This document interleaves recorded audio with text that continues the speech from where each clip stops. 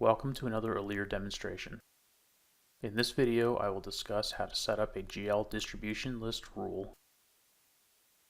Start by selecting the Finance tab, then navigate to Account Distribute. The purpose of this GL distribution template is to define how costs are posted using one of four distribution methods. Each method has a different use. I will add a new distribution rule by clicking the Add button, then entering an ID for it. The ID can be alphanumeric and up to 10 spaces wide. Then I will give the rule a description.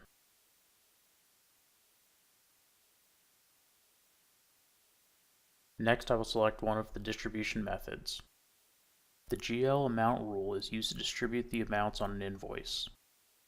Debits and credits can be any amount, including zero. This rule can be saved unbalanced to allow amounts to be entered when it is used.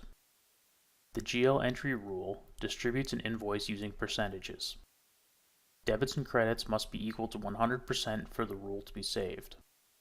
The inventory adjustment rule uses a single column of percentages which must total 100%. It is designed to support inventory adjustments.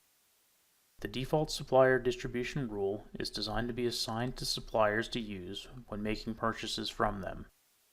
It uses a single column of percentages which must total 100%.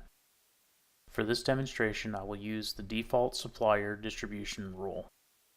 If the accounts payable account is different from the default, enter it into the AP field.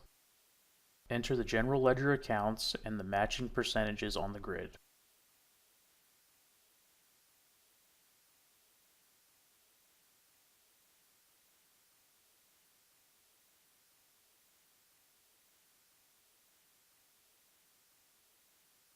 The balance button can be used to force the last entry to equal 100%. Save the rule. You may assign the rule to any suppliers that will be using it.